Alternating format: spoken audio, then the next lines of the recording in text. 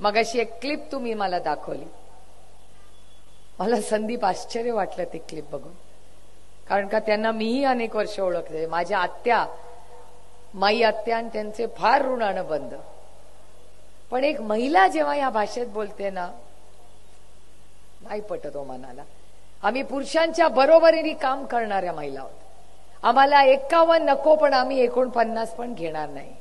पण शेवटी जेव्हा लोक म्हणतात ना रामकृष्ण हरी किंवा जय श्री राम, तेव्हा प्रभू श्री रामाचं नाव घेता आम्हाला एक विषय नेहमी आठवतो की नुसते ते जय श्री राम नाहीयेत, ते मर्यादा पुरुषोत्तम राम आहे, म्हणून आपण त्यांच्याकडे अभिमान आहे बघू.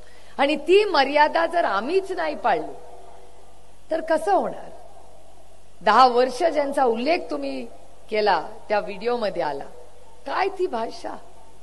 आणि मी तुम्हाला सांगू, हा संगतीचा प्रॉब्लेम असतो. आपल्याकडे होत्या ना तेव्हा अशा नाही वागायच्या. हा संगतचा प्रॉब्लेम आहे.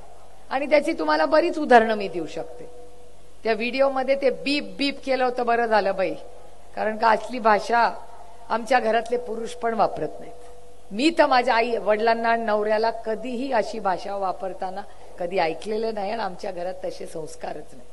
आणि ते पण कार्यकर्त्याशी तुम्ही असं वागता.